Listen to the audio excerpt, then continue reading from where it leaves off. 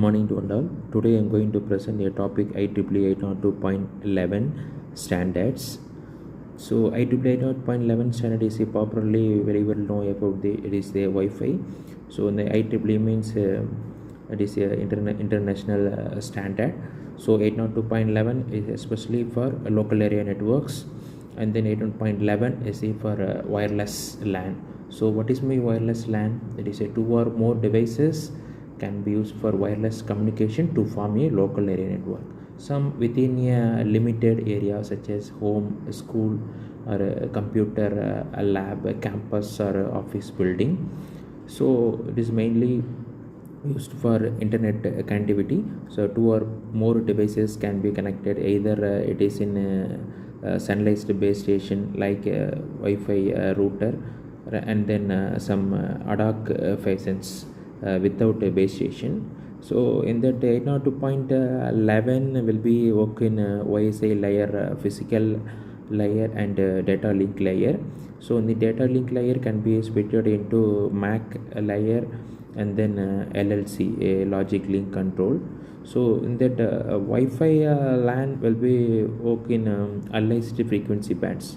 In the ITC, International Telecommunication Union, will allocate the frequencies, that is a licensed frequency bands, like some wireless frequency bands for 2G, 3G, 4G, and 5G communications. But in wireless LAN, for there is unlicensed frequency bands is a 2.4 GHz and 5 GHz. So these two bands it is for unlicensed. We no need to get any licenses.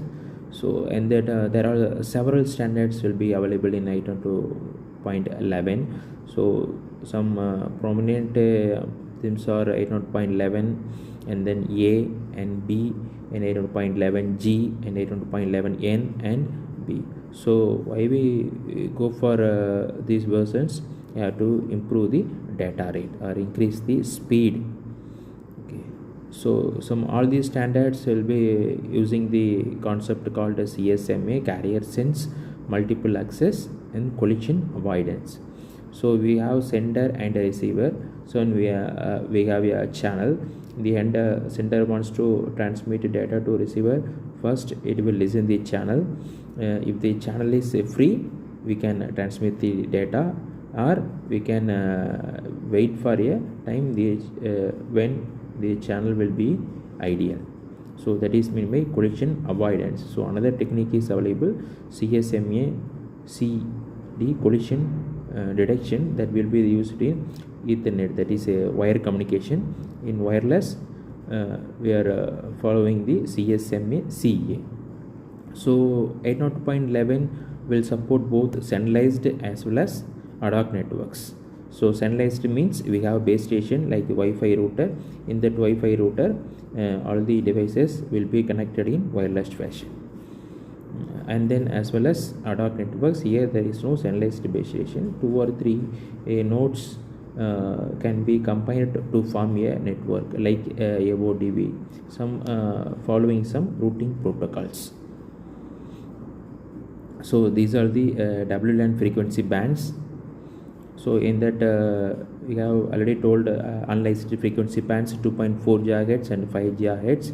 So in the 2.4 GHz you have slow data transmission, and then the 5 GHz it is a fast data transmission, means the data rate will be high. Whenever the frequency has been increased, the wavelength has been decreased. So the number of cycles per second will be increased, so we can transmit more data. So it can 2.4 GHz it will covers a long distance, so its frequency will be very less. In that 5 GHz it covers short distance. And then a number of channels will be available in 2.4 GHz, that is 14 channels, and then in 5 GHz you have 23 channels. In 2.4 GHz the channels are overlapping. So in that 5 GHz frequency band there is no overlapping channels. We have to use all the 23 channels. But in 2.4 GHz you can only use for 4 to 5 channels, that is non-overlapping channels. The remaining channels may be the overlapping. So in 2.4 GHz we have IEEE 802.11b, G, N and AX. And then 5 GHz frequency band, we have IEEE standards 802.11a, N, AC and AX. And then we will discuss the versions one by one. So this is the WLAN standards. We have 802.11 N, G and B can be separated into BA, BB and BE. And then 802.11A also we can split it into AC, AD, AF and AH. So these are the wireless frequency bands. So already we have discussed two unlicensed frequency bands, 2.4 and 5 GHz. In that 2.4 GHz, the frequency start from 2.4 GHz to 2.4835 GHz. Up to we have 14 channels. So in that 5 GHz frequency band, the band lies between the 5.150 to 5.825 GHz. So in that 2.4 GHz we have 14 channels. So that is each channel there is a spaced 5 MHz apart. Okay, there is a centralized centered frequency and 2.412 GHz. So each channel bandwidth may be the 20 MHz or 22 MHz. So in 802.11 B and G use 20 MHz channels. So each channel bandwidth. So 802.11 N can use for 20 MHz or 40 MHz. So whenever you increase the bandwidth, the data rate will be the increase. So on 40 MHz channels in either 2.4 and 5 GHz frequency range, you can combine bonding the two channels, you can double the data rate. So you can see the diagram. In then the center frequency 2.412 and then the second channel center frequency 2.417. So these channels are overlapping. So the only the 3 channels will be the non-overlap channels. Channel number 1 and then channel number 6 and then channel number 11.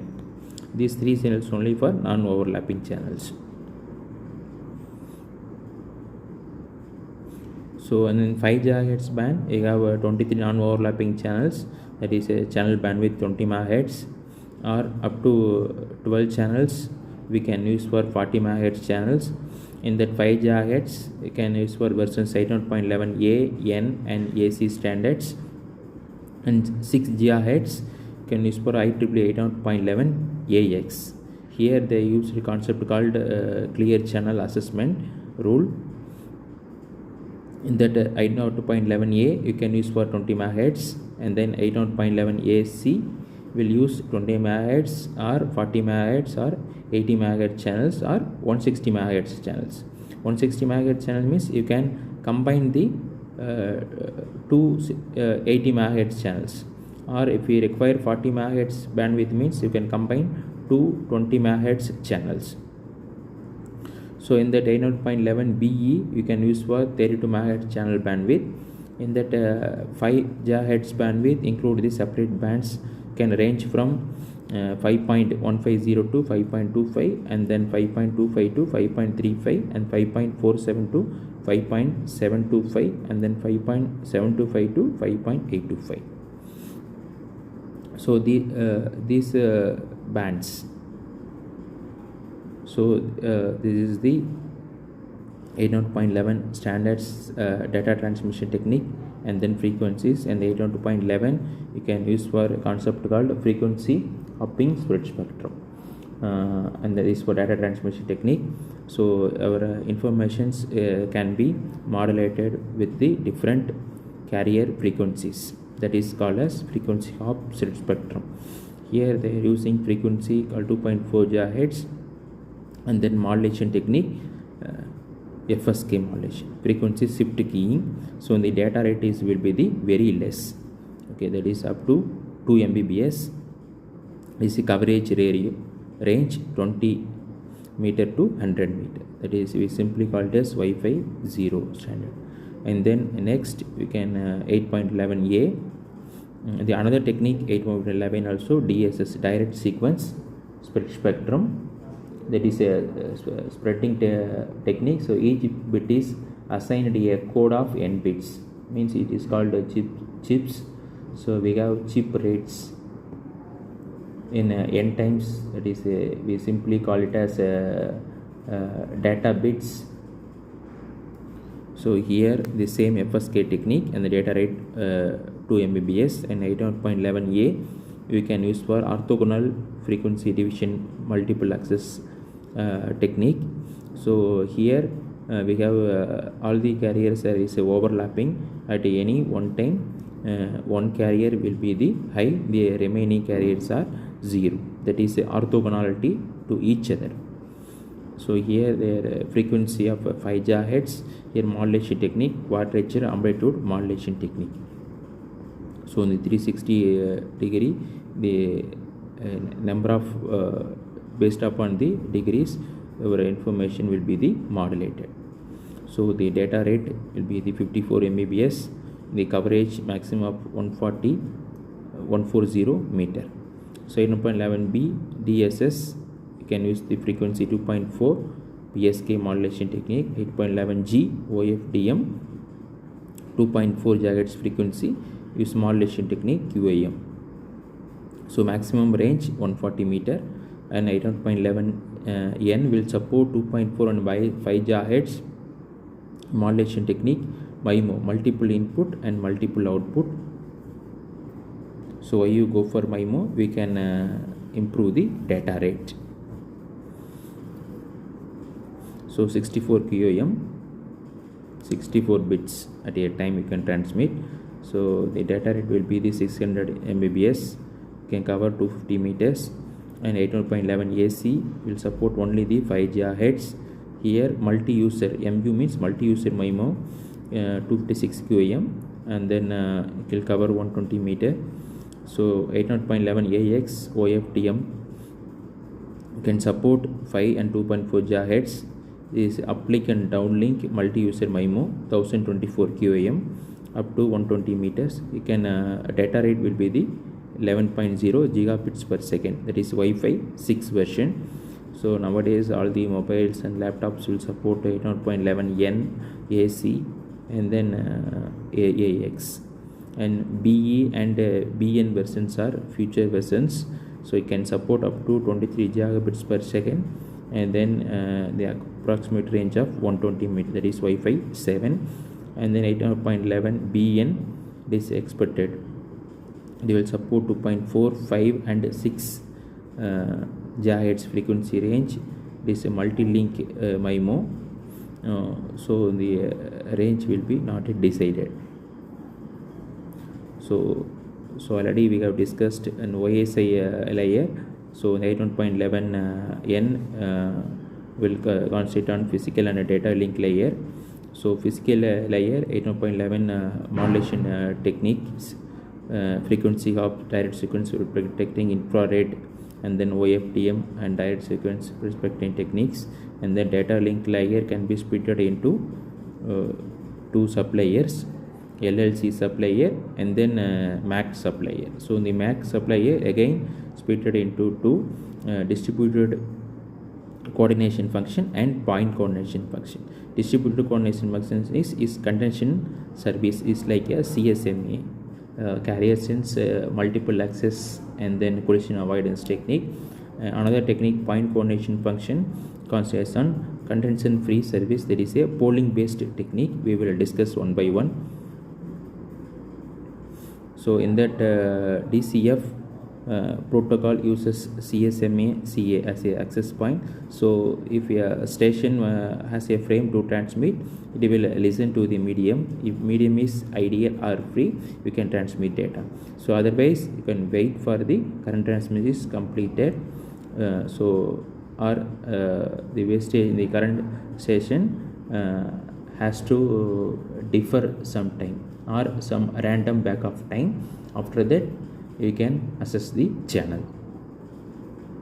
So this is one example. So we have source and destination. So the first source has to wait for some differential interframe space time. After that you have to send the RTS request to send.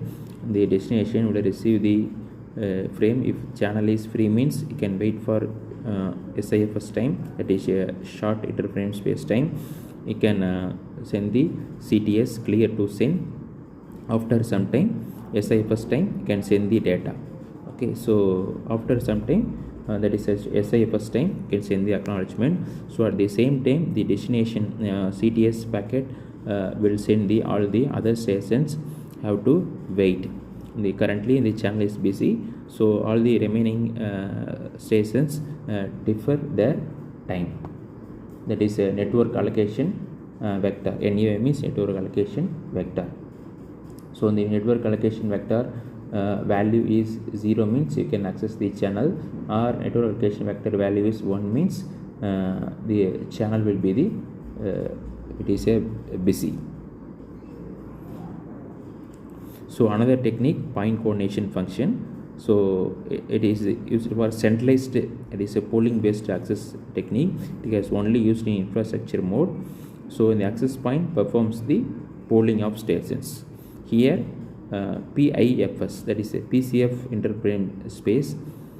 So it is a point coordination function, use the concept called round robin. We have 5 stations, means first we will get the polling the station 1, after that get the polling station 2. It is like that.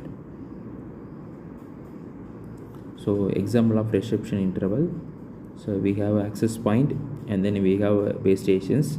First the access point will wait for PFS time. After that it will send the B, means that is a beacon frame. So the remaining stations will enter into the network allocation vector, that is a no operation. So the only polled station 1 will use the channel. So after beacon frame you can wait for SIFS time. First it will poll to the station number 1. So in the station 1 at a wait short interframe space time it will send the data plus acknowledgement. If there is no data means also the polled station will get a reply to the access point there is no data. So if there is a data means again can wait for short interframe time and then you can send the acknowledgement plus fold. Okay, so up to this process will complete condition free period. Once the condition free period completed, again will enter into the condition period. It's like a DCF CSMA CA based technique.